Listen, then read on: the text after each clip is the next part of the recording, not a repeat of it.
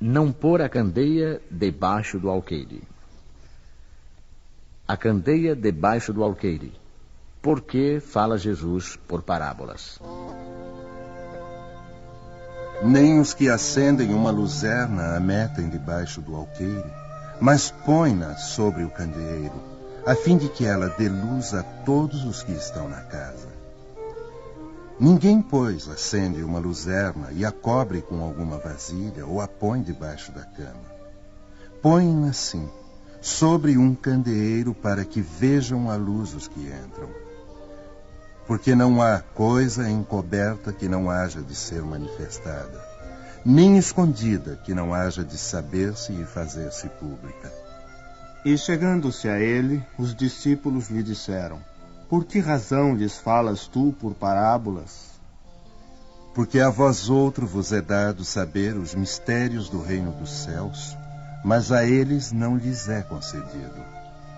Porque ao que tem se lhe dará e terá em abundância, mas ao que não tem, até o que tem lhe será tirado. Por isso é que eu lhes falo em parábolas.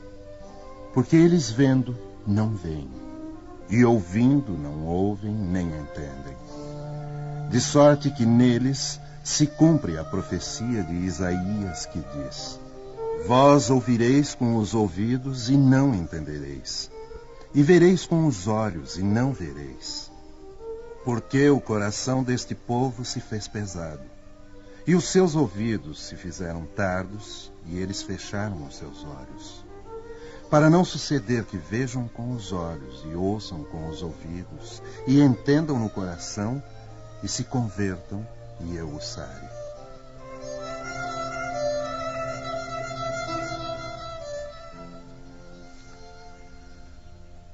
Causa estranheza ouvir Jesus dizer que não se deve pôr a luz debaixo do alqueire, ao mesmo tempo que esconde a toda hora o sentido das suas palavras sob o véu da alegoria, que nem todos podem compreender. Ele se explica, entretanto, dizendo aos apóstolos: Eu lhes falo em parábolas, porque eles não estão em condições de compreender certas coisas. Eles veem, olham, ouvem e não compreendem. Assim, dizer-lhes tudo, ao menos agora, seria inútil. Mas a vós o digo, porque já vos é dado compreender esses mistérios. Ele procedia, portanto, para com o povo, como se faz com as crianças, cujas ideias ainda não se encontram desenvolvidas.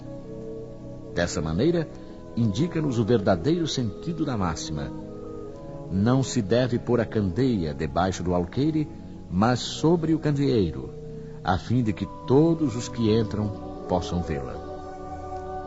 Ela não diz que tenhamos de revelar inconsideradamente todas as coisas, pois todo o ensinamento deve ser proporcional à inteligência de quem o recebe, e porque há pessoas que uma luz muito viva pode ofuscar sem esclarecer.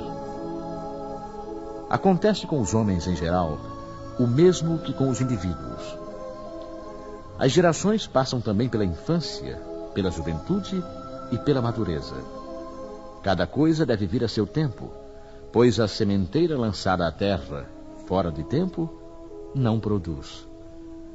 Mas aquilo que a prudência manda calar momentaneamente, cedo ou tarde deve ser descoberto, porque, chegando a certo grau de desenvolvimento, os homens procuram por si mesmos a luz viva. A obscuridade lhes pesa.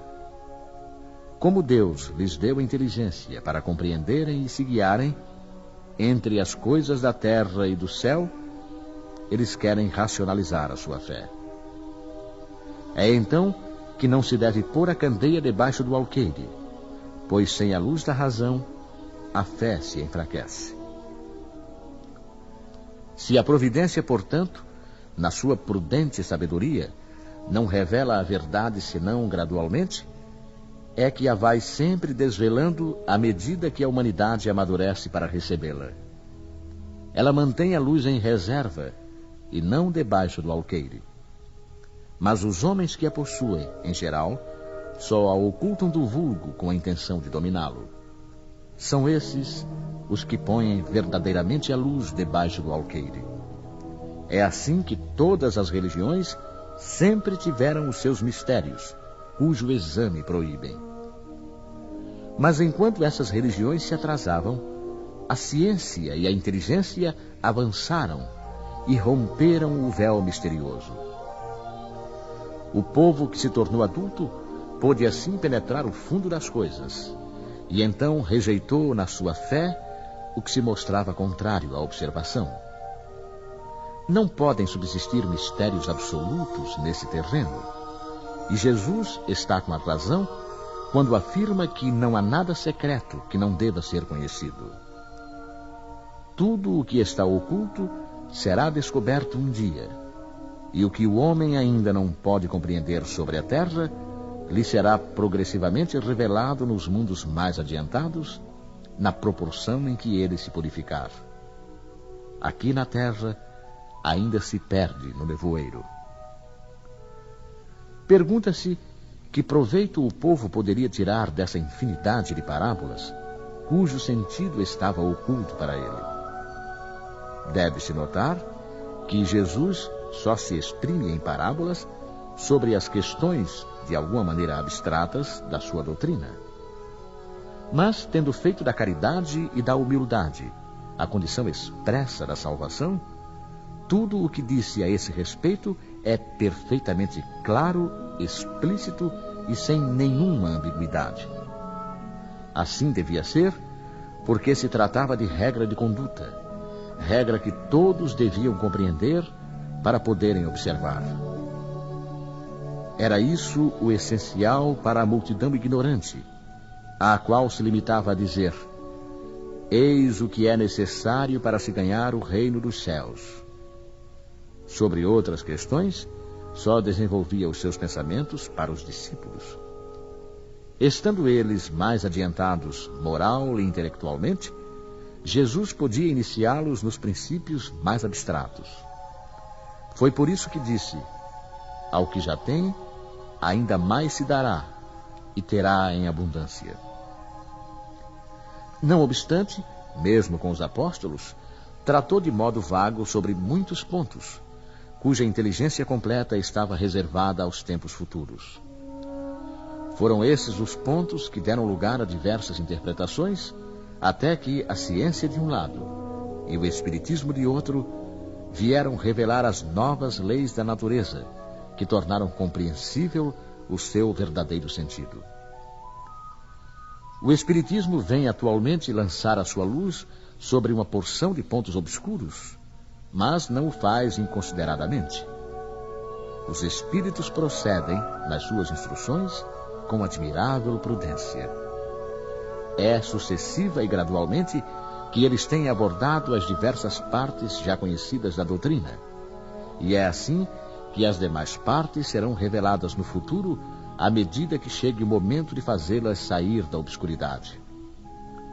Se a houvessem apresentado completa desde o início, ela não teria sido acessível senão a um pequeno número, e teria mesmo assustado aqueles que não se achavam preparados, o que seria prejudicial à sua propagação. Se os espíritos, portanto, ainda não dizem tudo ostensivamente, não é porque a doutrina possua mistérios reservados aos privilegiados, nem que eles ponham a candeia debaixo do alqueire, mas porque cada coisa deve vir no tempo oportuno. Eles dão a cada ideia o tempo de amadurecer e se propagar, antes de apresentarem outra, e aos acontecimentos, o tempo de lhes preparar a aceitação.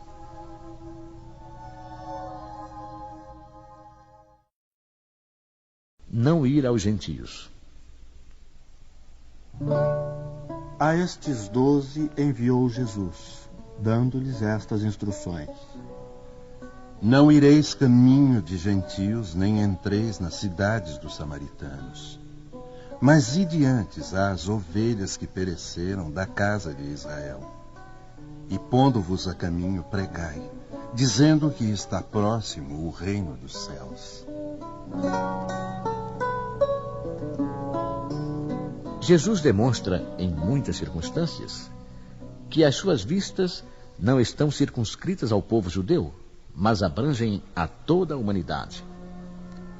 Quando disse, portanto, aos apóstolos que não se dirigissem aos pagãos, não foi por desprezar a sua conversão, o que nada teria de caridoso, mas porque os judeus, que aceitavam a unicidade de Deus e esperavam o Messias, estavam preparados pela lei de Moisés e pelos profetas para receberem a sua palavra. Entre os pagãos faltava essa base. Tudo ainda estava por fazer.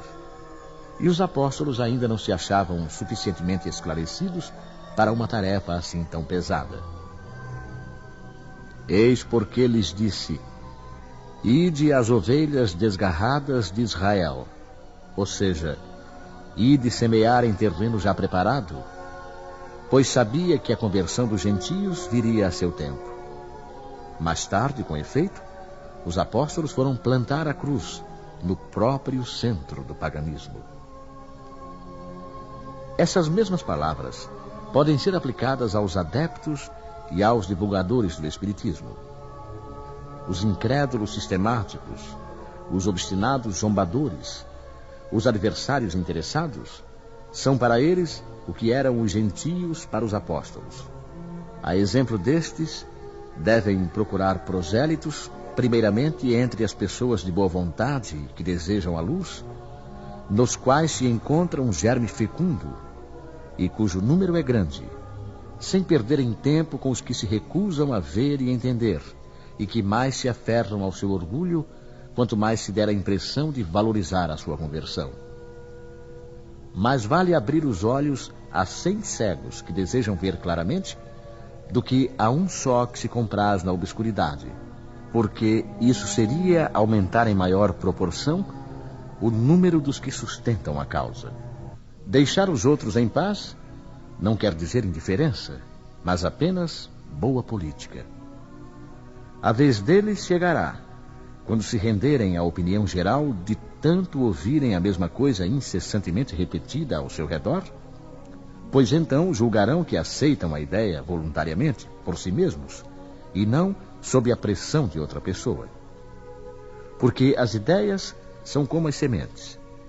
Não podem germinar antes da estação própria, e a não ser em terreno preparado. Eis porque é melhor esperar o tempo propício, cultivando primeiro as que estão em condições e evitando perder as outras por precipitação. No tempo de Jesus, e em consequência das ideias restritas e materiais que o dominavam, tudo era circunscrito e localizado. A casa de Israel era um pequeno povo. Os gentios eram pequenos povos circunvizinhos. Hoje, as ideias se universalizam e espiritualizam. A nova luz não é privilégio de nenhuma nação. Para ela não existem barreiras. O seu foco se distribui por toda a parte, e todos os homens são irmãos. Mas os gentios também não são mais um povo determinado. São uma opinião que se encontra por toda parte e da qual a verdade triunfa pouco a pouco, como o cristianismo triunfou do paganismo. E não é mais com armas de guerra que se pode combatê-los, mas com o poder de ideia. Os sãos não precisam de médico. E aconteceu que, estando Jesus assentado à mesa numa casa, eis que, vindo muitos publicanos e pecadores, se assentaram a comer com ele e com seus discípulos.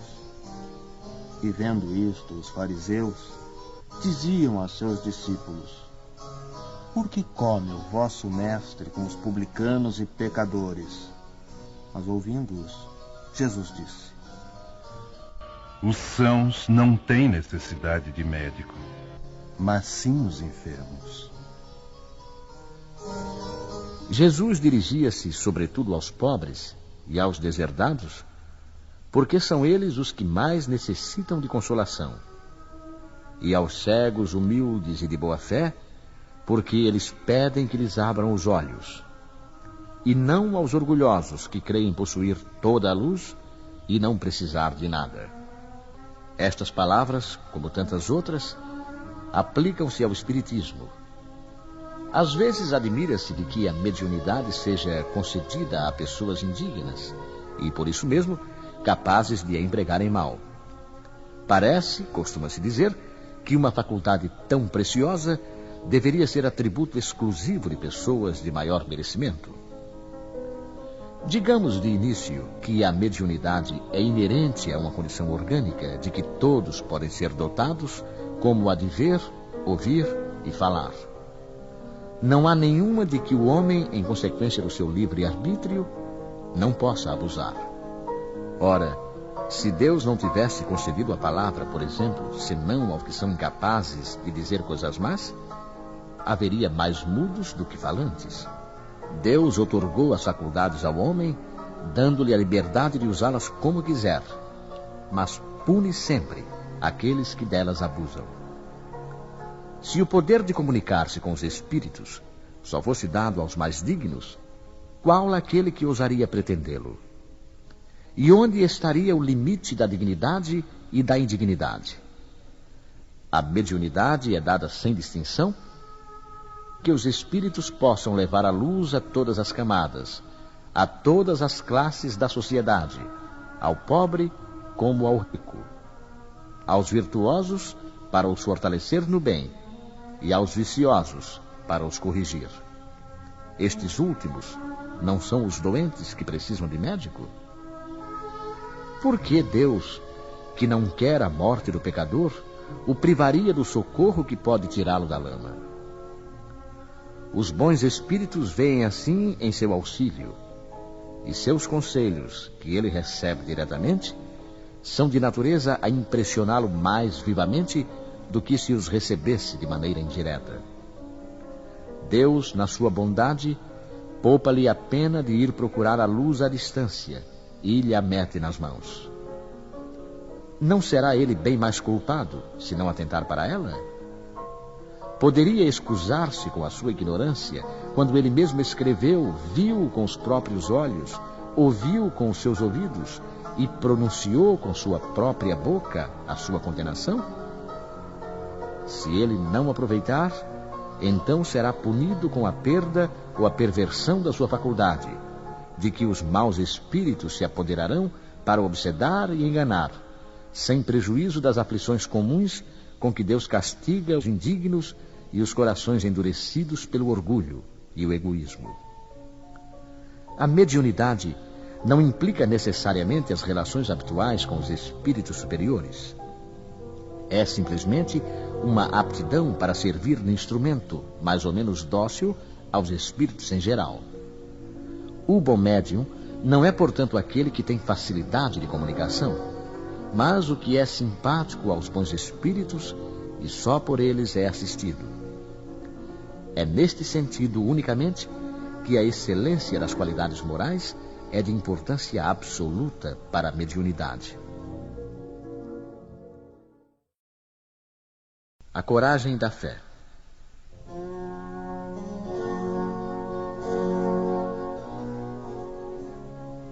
Todo aquele, pois, que me confessar diante dos homens, também eu o confessarei diante de meu Pai que está nos céus. E o que me negar diante dos homens, também eu o negarei diante de meu Pai que está nos céus. Porque se alguém se envergonhar de mim e das minhas palavras, também o Filho do Homem se envergonhará dele quando vier na sua majestade e na de seu Pai e dos santos anjos. A coragem das opiniões sempre mereceu a consideração dos homens, porque é prova de dignidade enfrentar os perigos, as perseguições, as discussões e até mesmo os simples sarcasmos aos quais sempre se expõe aquele que não teme confessar abertamente ideias que não são admitidas por todos. Nisto, como em tudo, o mérito está na razão das circunstâncias e dos resultados que podem advir. Há sempre fraqueza em recuar diante das consequências da sustentação das opiniões, mas há casos em que isso equivale a uma covardia tão grande como a de fugir no momento do combate. Jesus estigmatiza essa covardia no tocante ao problema especial da sua doutrina, ao dizer que, se alguém se envergonhar das suas palavras, ele também se envergonhará daquele, que renegará o que o houver renegado, que reconhecerá perante o Pai que está nos céus o que o confessar diante dos homens. Em outros termos, aqueles que temeram confessar-se discípulos da verdade não são dignos de ser admitidos no reino da verdade. Perderão assim as vantagens da fé, porque se trata de uma fé egoísta que eles guardam para si mesmos, ocultando-a com medo dos prejuízos que lhes possa acarretar no mundo. Enquanto isso, os que colocam a verdade acima dos seus interesses materiais, proclamando-a abertamente, trabalham ao mesmo tempo pelo futuro próprio e dos outros. O mesmo acontece com os adeptos do Espiritismo, pois sendo a sua doutrina o desenvolvimento e a aplicação da doutrina do Evangelho, a eles também se dirigem essas palavras do Cristo. Eles semeiam na terra o que colherão na vida espiritual, os frutos da sua coragem ou da sua fraqueza.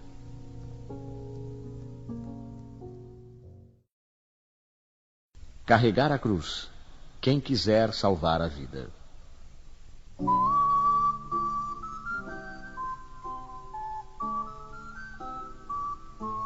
Bem-aventurados sereis quando os homens vos aborrecerem e quando vos separarem e carregarem de injúrias e rejeitarem o vosso nome como mal por causa do Filho do Homem. Folgai naquele dia e exultai, porque olhai que grande é o vosso galardão no céu, porque desta maneira tratavam aos profetas os pais deles. E chamando a si o povo com seus discípulos, disse-lhes: Se alguém me quiser seguir, negue-se a si mesmo e tome a sua cruz e siga-me. Porque o que quiser salvar a sua vida, perdê-la-á. Mas o que perder a sua vida por amor de mim e do Evangelho, salvá-la. Pois de que se aproveitará ao homem se ganhar o mundo inteiro e perder a sua alma? Regozijai-vos, disse Jesus, quando os homens vos odiarem e vos perseguirem por minha causa, porque sereis recompensados no céu. Essas palavras podem ser interpretadas assim: sede felizes quando os homens, tratando-vos com má vontade, vos derem a ocasião de provar a sinceridade de vossa fé, porque o mal que eles vos fizerem resultará em vosso proveito. Lamentai-lhes a cegueira, mas não os amaldiçoeis. Após isso acrescenta: tome a sua cruz aquele que me quer seguir, isto é, que suporte corajosamente as tribulações que a sua fé provocar, pois aquele que quiser salvar a sua vida e os seus bens, renunciando a mim, perderá as vantagens do reino dos céus, enquanto os que tudo perderem aqui embaixo, até mesmo a vida, para o triunfo da verdade, receberão na vida futura o prêmio da coragem, da perseverança e da abnegação. Mas, para os que sacrificam os bens celestes aos gozos terrenos, Deus dirá: já recebestes a vossa recompensa.